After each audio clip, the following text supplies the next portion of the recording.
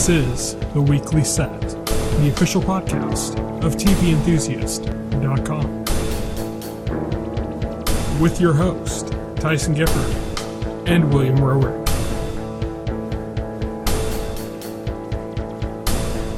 Episode 111, recorded June 8th, 2017. Hello, everybody, and welcome to The Weekly Set, the official podcast of TVEnthusiast.com. I am your host and the editor-in-chief of TV Enthusiast. My name is Tyson, and joining me today, as always, is my co-host on The Weekly Set, William Rowerig. Hello. So, today we are going to be talking about Twin Peaks and American Gods. Episode 5, I believe, of Twin Peaks, and episode 6 of American Gods, titled A Murder of Gods. So, let's start things off on Twin Peaks. A lot of new faces and old faces in this episode. We got to see Dr. Jacoby, who's the guy I've kept mentioning is having the two pairs of sunglasses that's been doing weird stuff in the woods. We finally found out what the gold shovels are about. He's selling them. He's just, oh my god, and it's brilliant. He gets on there, he spouts this whole spiel, this whole political call to action, like drivel. And then he uses that, he gets people excited and then uses that to sell shovels that he spray paints gold, apparently. to dig themselves out of the shit that they're in. To dig themselves. It was like the $30 gold shit shovel or something. I was cracking up. I was like, holy shit. Holy shit, no pun intended. We got to see two of the people that are listening to his junk. We saw Jerry Horn of of Ben and Jerry's. Yep, Ben and Jerry's, yep. He was listening while smoking a joint in the woods. And then Nadine, the one-eyed woman, she was listening, so that was our first shot of her. You've finally seen Nadine. I think everybody has been wondering when we would end up seeing Nadine, and we did in this short bit. She didn't do anything. She was just listening to the Jacoby's radio show. And seeming to be all into it. Oh yeah, she's huge fan apparently. She probably already has 5 of those gold shovels from, how intently she was listening. Yeah, so she was listening. Speaking of Nadine, we don't really know anything else of what's going on with her, but the last time we saw her, she thought she was a teenager, was somehow superhumanly strong, and was in a relationship with Mike, who actually was a teenager. Yeah, who actually was a teenager. So we haven't seen her since. We don't really know what's going on with any of that, but we did see Mike in this episode as well. Where was Mike? Mike was, there was a guy doing a job interview, and Mike was the employer that was basically saying, you filled out this application wrong, you entered in wrong information, we're not interested in hiring you. Oh. So he was the guy that basically told this Weasley punk that he wasn't cut out to work for him. Oh, we that find was out Mike? later. Yeah, that was Mike. I didn't even realize that. Holy cow. Well, I guess it's kind of hard since he's aged so much. And it's been a while since I seen Twin Peaks, and he was a teenager in that, so yeah. Yeah, it's been 26 years for the actor. And that kid was like a dumbass too, so it's like... Yeah, that kid's just a fucking nightmare. He is going out with Amanda Seyfried's character from Veronica Mars, Becky Burnett, who is apparently the daughter of Shelley. Yeah, that's what I was getting. Apparently it's Shelby's daughter. She's either Shelby's daughter or Shelby just has a really intense interest in this girl for no reason. But yeah, that's that's what I got because we got Shelly, and we got her mom as well. Yeah, Norma. And so the vibe I got is this is 3 generations of these women now. 3 generations of fuck ups, basically. Yeah, fuck up. Basically doing the same thing. Each generation. So Becky, the current young daughter, is going out with this sleazebag that can't get a job from Mike, and they're snorting up coke, and she's driving around. That was a great shot though, of like the close up on her face as she's leaning back and just kind of coked out of her head. Oh yeah, that was that was an amazing shot. And yeah, apparently drug addicted losers who can't land a job are all too common. So we've been seeing a lot of stuff taking place, like, in Twin Peaks. We spent more time in Twin Peaks this episode than we did the previous 4, I feel like. Unless like I'm the previous wrong. 4, like, put together. Yeah. I thought that was a refreshing change of pace. Even though we did jump around quite a bit. This whole episode didn't take place in Twin Peaks, but we did spend considerably more time in Twin Peaks than we have up to this point. The other kind of big thing we had happening in Twin Peaks, we're going to talk about the stuff kind of outside of Twin Peaks after that, but the last kind of big thing that was happening in Twin Peaks is that we go back to the bar, which we've been kind of seeing in every episode. They kind of been using the bar to end the episodes. The first 4 episodes ended on a musical act. Yeah, a music act playing in the bar. Yeah, musical act playing in the bar. And I thought, I don't know what the purpose is. But I was thinking, no, maybe this is just David Lynch wanting to highlight some musical acts that he likes or something. I have no idea.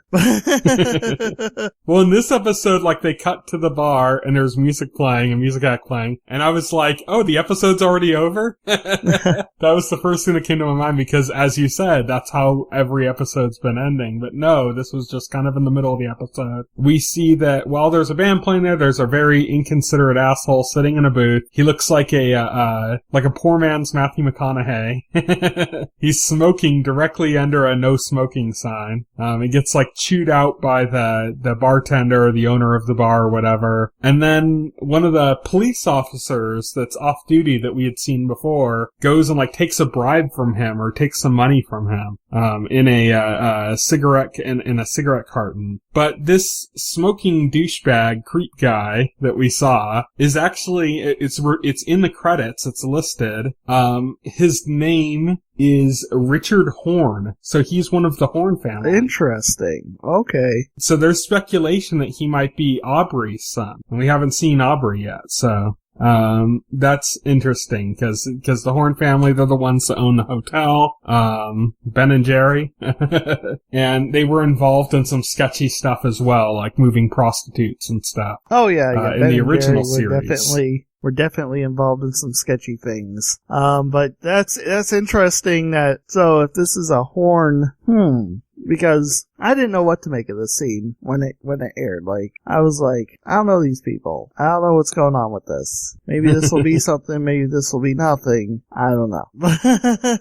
It's creepy. It's creepy guy. It's creepy guy assaulting a woman and giving some other guy money. And there's not much else to make of that scene, really. Yeah, pretty much. He's just kind of assaulting this woman that kind of, seemed to be kind of like liking him a bit, and then he knew that, and then so he got her to come close to him, and then he just started kind of grabbing on her and like, basically telling her he was gonna fuck her and, yeah, calling her a bitch and just being like a very horrid human being. But that's kind of the extent of what we saw for the most part, like in Twin Peaks. I mean, there was other stuff happening in the town as well, but nothing really significant to talk about. Nothing really significant to talk about. Yeah, in Twin Peaks, just kind of the sheriff talking to his wife and stuff. Oh my God, his awful wife. Yeah. I felt for that guy. I felt for him. Mostly our significant stuff happened outside of Twin Peaks. Well, we opened the episode in Vegas, where to see the aftermath of Cooper's big winnings on the casino manager. 2 of the new kind of bigger name stars that were in this episode, Jim Belushi and Robert Knepper, played brothers Bradley and Rodney Mitchum. Yeah. They're apparently the owners of the casino, and when the casino manager said, that he was dead, he was not kidding. These guys do not F around. They lost a shit ton of money, and they let him know how angry they are about it. Yeah, they pretty much beat the shit out of the former pit boss, hired on a new pit boss and told the other one to get lost. Yeah. And they put out a notice to the new pit boss saying, if Cooper ever comes back, you tell us immediately. You tell us immediately, yeah. Which probably isn't going anywhere, but... Probably isn't. That might be the end of that. But that leads us back to Cooper, still totally out of his mind. Still in Dougie mode. Still a zombie, apparently. He gets forced to go to work. I really like how we just have these random characters come in and just lead him around. Yeah.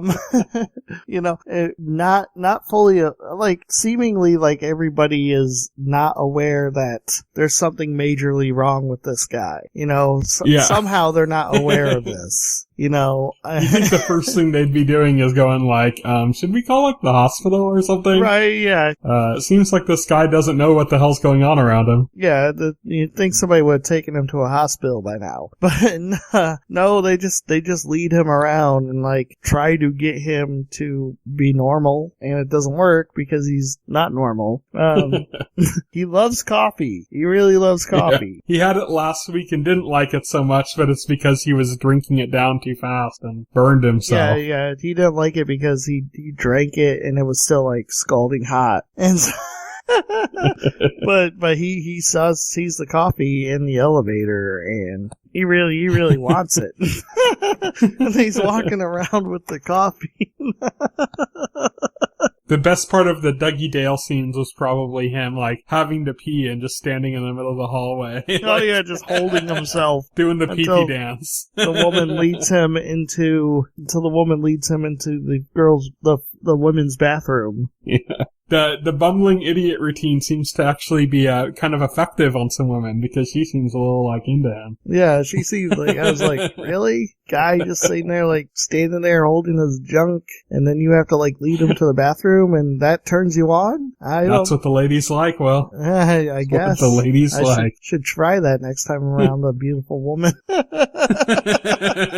Just start doing the pee-pee dance. Just start doing the pee-pee dance, just standing there looking helpless. Yeah, that'll get him. Ooh.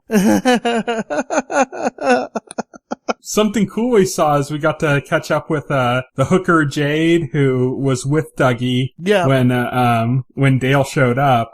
She was getting her car worked on, and the guy found the key that fell out of Cooper's pocket that was to the hotel in Twin Peaks, the Horns Hotel, to his hotel room. It had the address of the hotel on it and everything, so she threw it in the mailbox to get back. So that's kind of like a little momentum. That's going to say oh, okay, this is what's going to put maybe the people from Twin Peaks onto what's going on with Cooper and maybe getting him back or something, getting him back into town. That's the first step in that direction, because as far as everybody else that's looking for Cooper, they're just have their attention on evil Cooper. Cooper's doppelganger. Yeah, Cooper's doppelganger. Which had probably the most significant moment of the episode, which is he was being kind of interrogated, who was given his phone call, but they were going to listen in on his phone call, as Gordon Cole had said to do last episode. Yeah, they were going to listen into his phone call, but I don't know, he didn't make a phone call, or... He dialed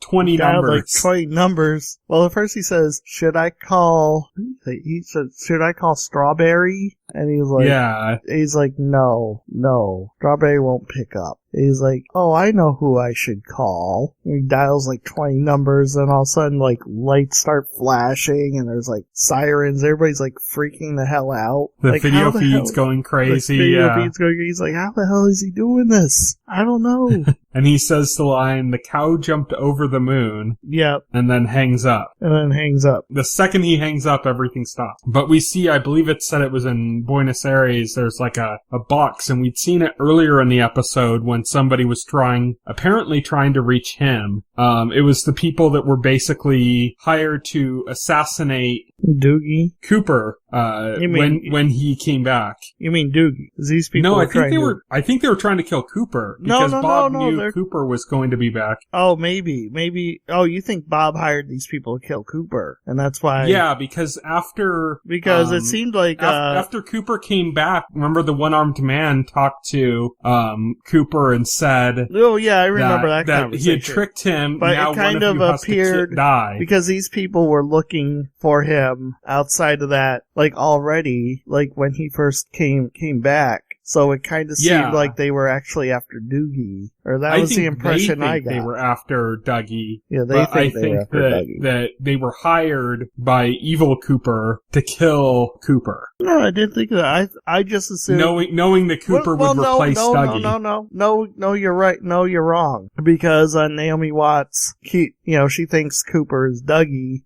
She keeps referring to that Dougie owes these people $50,000, and now he has the lottery money, he could pay them back. So that seems to be what that's about. See, the reason why I don't think that's the case is because the woman that was coordinating these men that seemed all stressed out about it, she seemed like freaked out. For somebody wrangling assassins, she seemed freaked out. Dialing some freaky box. She called that box, and then the box is what we saw at the end of the episode with the whole cow jumped over the moon, and it imploded when Bob called it. That's true. When Bob Cooper. So I think this is all part of, I think Bob's plan, we basically know, I mean, we basically can infer that Dougie himself was an invention of Bob in the first place. So anything happening with him is probably already orchestrated by Bob. So you're correct. So yeah, I think the whole plan is he created Dougie to take his place in the Black Lodge, so that he could evade it. Knowing that he was going to swap places with Cooper, and knowing that he knew that Cooper would come out where he was. Yeah, but he knew Cooper was going to come out where he was, so he did this other thing so he didn't have to go to the Black Lodge. So then he knew that he would be where Dougie was. Right. And so the second that turn happened, and he knew when it was going to happen, he has those people set to kill him. That's true. Yeah, you're right. Because he knows exactly when the swap is going to happen. So he has those people set. That's what I think, at least. And they think that they're just hired to kill somebody who's squelched on a debt. Yeah. Which but apparently, it's all part of this plan. Apparently a debt Dougie made because Dougie was apparently addicted to gambling or whatever, but that could have been by design. Mm-hmm. Yeah. So yeah, it's all orchestrated by Bob Cooper. Yeah, by Bob Cooper planned this, I believe. And then he called that box in Buenos Aires and destroyed it. Yeah, somehow. He destroyed the box. We don't know who the woman was who was trying to call the box. But she seemed freaked out by the fact that they hadn't killed him yet. Yeah. We also saw that they had set up a car bomb in his car that's still parked across from that drugged out woman and her son that we had seen before. And some thugs, the kid was checking it out, and he saw something under the car, which seems to have been the car bomb. Yeah. With a light, and he was reaching for it, got pulled out by some thugs, who then tried to steal the car, and in doing so, got blown up. Yeah, apparently they were casing, looking to steal the car, and they obviously didn't realize that this car was marked and that people put a bomb on it in the hopes of killing its owner. Mm-hmm. So they got surprised. So they got instant karma. Yep, karma. That was pretty much it for Twin Peaks this week. Pretty much it. Well, I mean, there was one significant thing we forgot to mention with Cooper, is that during the meeting that he had at the insurance agency, there was this one guy, he was a familiar actor too, but I totally forgot who that actor was. But I know he looked familiar. But there was a guy there, he was given a report about an insurance case and how that they'd have to pay out. That they would have to pay out. And then I guess Cooper sees some green light over his forehead or something, and that causes Cooper to say he's lying. And then that causes he says you're lying. Yeah, he says you're lying. Or he's lying, is what he said. Yeah, he's lying. He just says he's lying. And of course, this is Cooper that is completely driven by whatever he happens to see or notice, with no, like, intellectual capability at this point. So then everyone's asking follow-up, like, what do you mean he's lying? Are you accusing me of lying, all stuff? And he's just kind of sitting there like a dullard. He's just sitting there staring into space, you know? Like there's nothing happening up there. He's just reacting to things, you know? Like it's instinct. And so, and of course nobody around him seems to notice this. Anyway, the boss pulls him into the office, admonishes him, gives him this case that he says he wants done, and it's like, He takes his casework and just starts staring at a statue outside. It just stands outside staring at a statue. That's actually where we leave the episode off. Yeah, it's just him, like, touching the statue and staring at it. It's a statue of, like, it's like a cowboy with a gun or something, if I remember correctly. He's just staring at it. Fascinated. But that's pretty much it for Twin Peaks. Let's move on. Let's talk about American Gods, episode 6 of season 1, titled A Murder of Gods. And this episode introduced us to, 2 old gods. We got to meet, first off, we got to meet Ernesto Reyes, the actor who played Mexican Jesus. Oh yeah, Mexican Jesus, who got shot down, who got killed by the Border Patrol. And, you know, and you know what? This episode especially, is a pretty huge fuck you to conservatives. like the show in general has been, but this episode in particular was very much so. Yeah, definitely. There was a lot about guns and gun control in this episode. Well, they go to a town where everybody's basically Nazis. Yeah, they got like these armbands with V's on them. They got the red armbands, but they look like Nazi armbands. Yeah, yeah, they look like Nazi armbands. They got the black suits and stuff. You know, it's all 100%. You know, you can tell Shadow Moon is very uncomfortable with good reason, because it's a town full of white people dressed like Nazis. But before that, going back to the Mexican Jesus thing, it was a group of Mexicans trying to cross the border into America, and it was kind of showing 2 sides of faith, because there's the Mexicans are like praying to Jesus and to God, and you know, to make it safely across, and they get across the river, and one of them's drowning, and he gets pulled and saved out of the water by this man, and the man just starts walking across the water on top of it, and everyone's kind of making the sign of the cross and staring at him, and says, "Who are you?" And he says, "You know who I am." And all of a sudden, out of nowhere, like he gets like illuminated from behind in this halo of light, but it's not like some magic or something. It's a car pulling up behind him. It's a car pulling up. Yeah, it's a truck pulling up, and they're well, it's not border patrol. It's not like it's like a border militia. It's one of those border militias, you know, who these freaking rednecks who take it upon themselves to go out to the border and shoot Mexicans as they try to cross. You know, those psychos. And the interesting thing is that they paralleled the faith, because the first thing you see is on the gun, you see Bible scripture written on the guns they're using, and a rosary hanging from the hand of one of the gunmen. Right, exactly. So it's this kind of idea of like them using faith as like a justification for violence, whereas these Mexicans are using faith as a way to secure themselves across the border, or as a way of seeking protection to carry themselves across the border. So these gunmen are just shooting down the Mexicans. Mexican Jesus jumps in the way to try to protect some of his people. He gets shot down and ends up kind of dying in a Jesus Christ pose. Just, you know, with his arms spread out, a bullet in one of his hands. Bullet in both of his hands. And he gets shot in the chest, and it even has that, like, the heart-shaped. Yeah. If you've seen, like, the image of Jesus with the heart on the front, you know, it's like that, so it kind of recreates that imagery.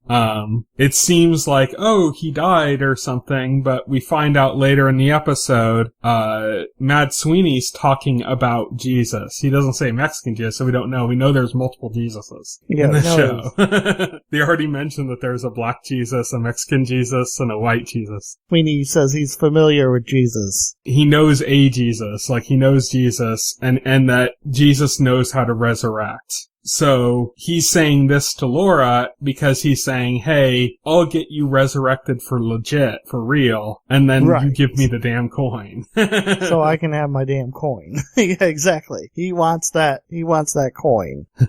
They're trying to, find a car to go and do this with, and they end up going and getting a taxi, and they break into the taxi, and they're getting ready to kind of hotwire it, and then somebody pulls a gun on them, the owner of the taxi, who turns out to be, our old friend Salim, yep, who was the one that slept with the djinn, right, in episode 3. Yep, so we actually, Salim actually comes back into the show, which is kind of surprising because we've seen we've seen a lot of characters show up and then kind of disappear from the picture. Like we saw Mr. Nancy, we still haven't seen a major follow up with him. There was a cameo, but that's barely cameo, not of the actor, but yeah, that's barely an appearance. In Bilquis, we haven't seen her since episode 2. I don't know if we're ever coming back to her. It's been a while. We don't know. And so, so I was kind of surprised to see Salim, but now it's cool because we got this trio now. So instead of just... And it's a good pair because Laura is, and Mad Sweeney are like out assholing each other, and Salim is just a nice friendly guy. And Salim is like, yeah. So I think we actually need Salim there to balance things out so that Laura... Yeah. And, so that the other two aren't at each other's throat the whole time. Yeah. So they meet each other. Salim, kind of learns about, Laura's situation. Laura and Mad Sweeney learn about Salim's situation. Laura learns, Sweeney is a leprechaun for the first time. But we find out that, we kind of find out what happened in the sex scene in the 3rd episode, where we kind of didn't understand what had happened. And now it seems more clear that what happens is that the djinn, like, trades lives with people. Right. Like he basically, this guy did not like his life, did not like what he was doing. So, the djinn is like in the form of this, cabbie who is apparently somebody else that had traded lives with him as well at a different point. Right. And now he had given the life of this cabbie to Salim. Right. And presumably took Salim's life of a salesman. Yeah. Which, the djinn will pass on to somebody else. That's apparently how that works, or what's going on. We were completely in the dark about what all of that scene meant when we saw it before. So now we kind of have a little bit of a better understanding. It was kind of like I seen people guess to that before, but I mean, it was pretty ambiguous when that scene ended. There was also people who read the books, Yeah, so people read the books, yeah. But it was, as far as the scene, it was pretty ambiguous when the scene ended as to what exactly happened. Mm-hmm. So we got some clarification, so that's good. And we know now that Salim is seeking out the djinn because he feels the connection. He doesn't feel like he's done with the djinn. Yeah. We got to see this trio. They went by, Laura's old home where she kind of got like basically her last glance at her old family. Yeah. And basically made the decision, that's it. I guess I'm never going to see them again. And then they headed off and they ended up in the, Crocodile Club. Yeah. Which we saw in the first episode. How they end up in the Crocodile Club. You gotta say how they ended up there.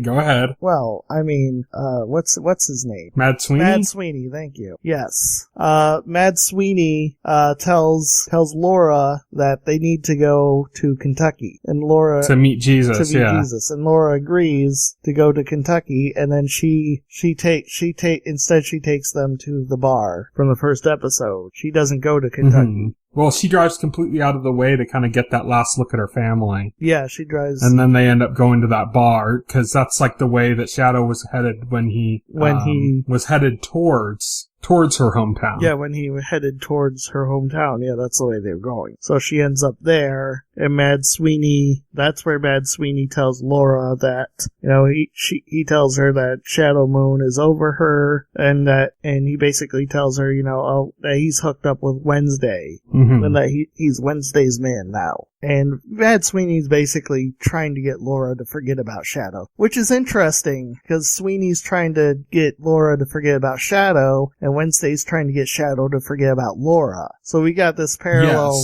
happening. Earlier in the episode, we saw that Shadow got into Wednesday's car, and they were going to be driving off, and Wednesday noticed Laura in the rearview mirror, like, chasing after them, and just hightailed it out of there. Like, to kind of distracted Shadow so Shadow wouldn't notice. He was alerted that Laura was heading in their direction by his crows, apparently. Yeah, his crows. Yeah, he doesn't mention it. Shadow Moon doesn't see her. He knows, Wednesday notices her and just keeps driving, without mentioning it to Shadow because, he doesn't want Shadow to notice. He wants Shadow to get as far away from Laura as possible. But Shadow's injured from the attack on the police department with the living tree who killed all the police officers. Apparently, the tree, it's not a normal injury that Shadow suffered. Apparently, this tree planted something inside of Shadow, something pretty nasty, which Wednesday manages to pull out of him. Yeah, he kind of reaches into his wound. He's kind of seems to be using his abilities as a god, like the electricity to kind of zap through Shadow's body to kind of lure out the tree thing that's growing inside Shadow, and then he rips it out of him. It's massive. It's massive. It's like a root thing that's huge. That's some pretty scary freaking thing to have inside of you.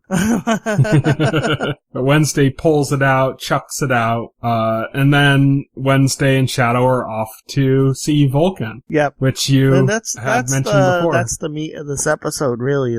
This episode is, Wednesday is trying to recruit Vulcan, one of the oldest gods. A good friend of Wednesday's going way back. Apparently also a powerful god that Wednesday wants on his side for the coming war. And we find Vulcan's out that one of the gods that's kind of remained successful in this new era because he's the god of volcanoes, but now he's in this town surrounded by guns and like smelting where they smelt iron. So it's like basically he's using like the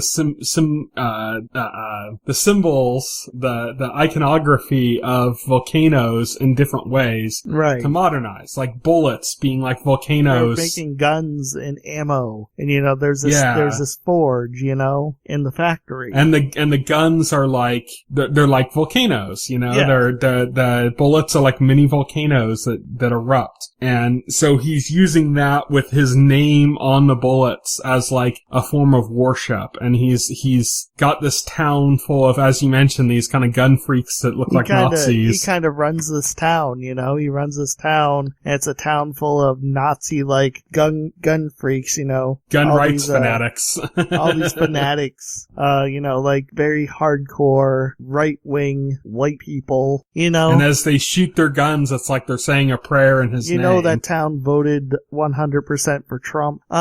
You don't have to get... Yep. And as they're saying, they're shooting their guns, which, as Vulcan explains to Wednesday later, are prayers. And the interesting thing is Wednesday brings Shadow into this town, and Shadow already knows, just from one look, that he's not welcome here. Shadow knows that this is not a very welcoming place for him. He is nervous, he is uncomfortable the whole time through. They never explicitly talk about that, though, which I like. I like the fact that you see that he's uncomfortable. You know that every party knows exactly what's going on. Wednesday knows why Shadow's uncomfortable. Vulcan is looking at Shadow like, very, like, uncomfortably, like, knows exactly why he doesn't like Shadow and is making no...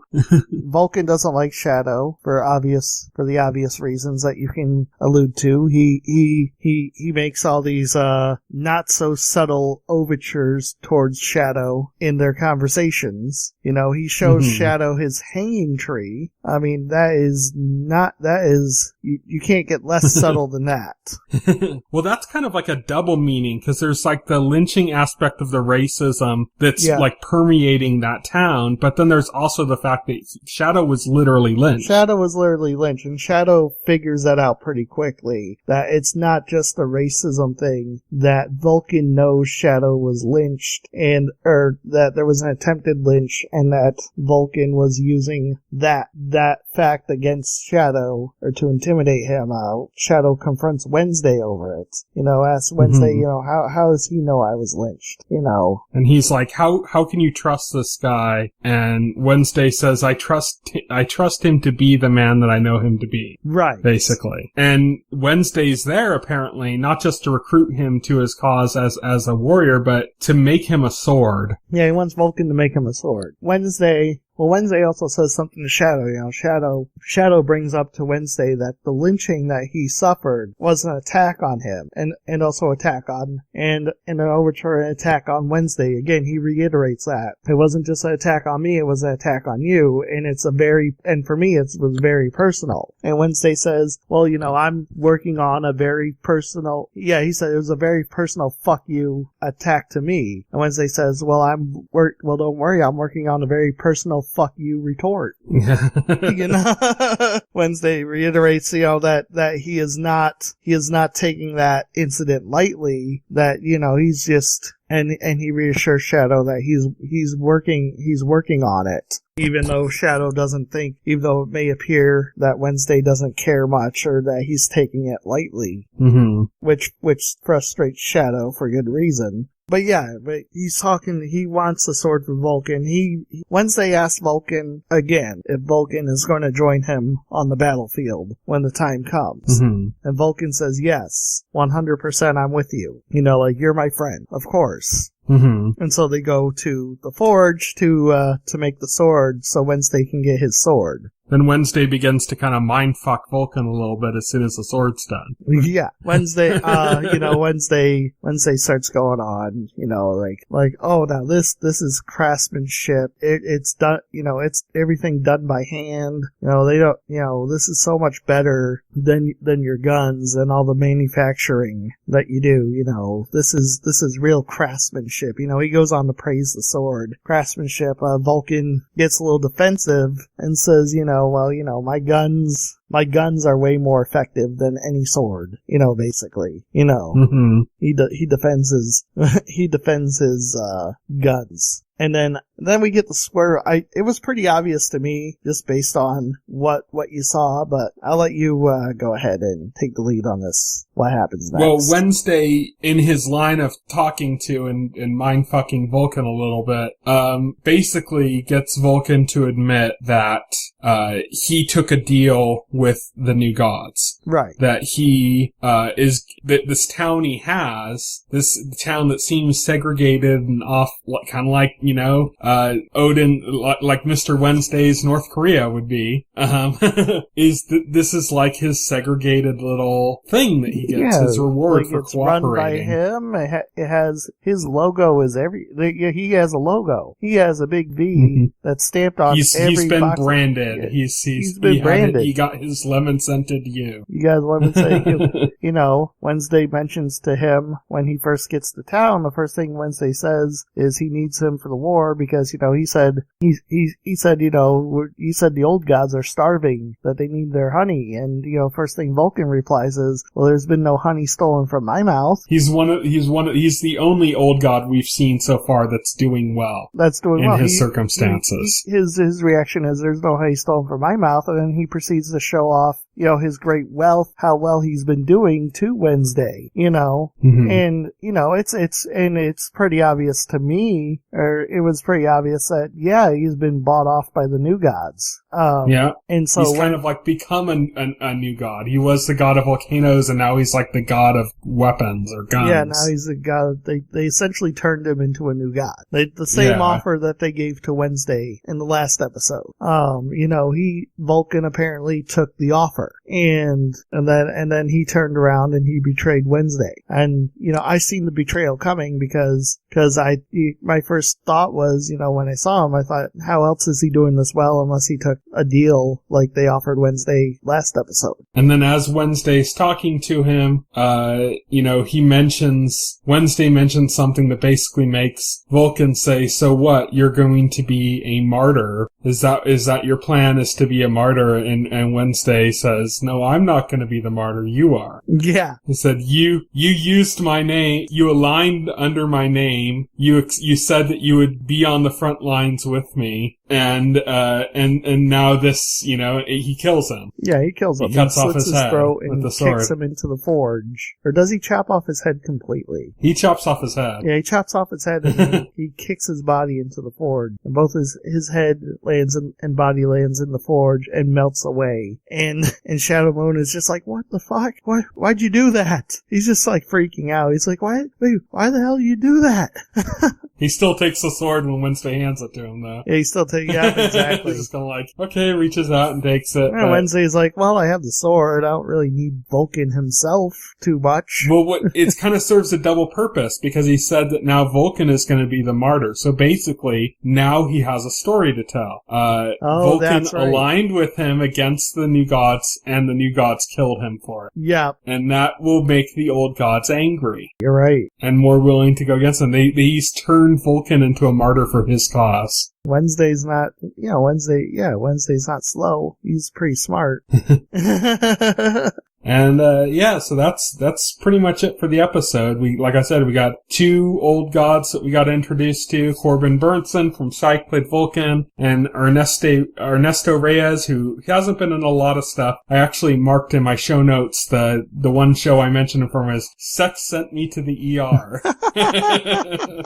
Okay. Wow. He played Mexican Jesus. Mexican Jesus. So those are two new old gods that we were introduced to. 2 more episodes left in the season. I can't believe we're almost done. Wow. Wednesday's plan is coming together. He has his hammer, as he called Chernobog. He has his... he has a sword he got from Vulcan. And now he has a martyr as well to sell his cause. I wonder who we're going to meet next. This season does not conclude the story of the book. So there's kind of like 2 books of material. There's one book that's this kind of main story, and there's another book that's like a side story about Anansi, the spider god. Mm-hmm. Yeah, Anansi boys. I don't know, that material could end up finding its way into the show as well. I don't know. There's currently no plans, as far as I know, to adapt Anansi boys. I don't think they would do a spin-off. I think they might incorporate that material into the show itself. Right. We'll have to see what they end up doing. But the reason I think that is because this show, the first season apparently takes them through like half or a little bit less than half of the first book, and then the second season's supposed to kind of carry you through the rest of the book. Right. And Neil Gaiman has a second book coming out, and he referred to the material in that book as like season 5 material. Oh, okay, interesting. Which makes me think that they might incorporate some stuff from that other book into it, like throughout the story, not right. like all of a sudden we're following different characters, but in the same way they cut away to like the Bilquist scenes, Right. And done stuff like that they might incorporate that material as well as original material. Apparently Vulcan wasn't in the books either. Oh, interesting. Okay. So we could see them kind of like adapting it and changing that. I honestly think that oftentimes Fuller is at his best when he is going off book. I think so, yeah. Most of Hannibal was off book. Like all of season 2 of Hannibal was off book, basically. True. Yeah, and it was an excellent season too. Yeah, and if he was going to get a 4th season of Hannibal, he said it was going to be a completely off-book story from beginning to end that had nothing to do with the books that he had come up with. So, yeah, that's still what they would do if they came back. Like everyone thinks like, oh, if they come back, they're going to do Silence of the Lambs. It's like, no, they had a whole other story planned. Right, they had a whole other story planned first. Yeah, when Fuller goes off book, I think that's good. So it's one of those rare cases. A lot of times you worry, like, oh, they're running out of book material. What are they going to do with Fuller? I'm like, they're running out of book material. Now it's Fuller time. Now it's Fuller time. Fuller Don't worry. Don't worry. He has material. Okay. You don't have to worry about that. That's not a concern with Fuller. We got 2 episodes left in the season, but that's it for American Gods discussion. So now I just want to go over what's coming up in the week ahead. By the time this airs, Friday, June 4th, 2017, Orange is the New Black on Netflix. New season. Last season ended on a cliffhanger very different from the rest of the show. The show was always kind of like, it had dark material, but for the most part, it was kind of like lighthearted. Right. The last season went a bit dark at the end, and it ended on a pretty big cliffhanger.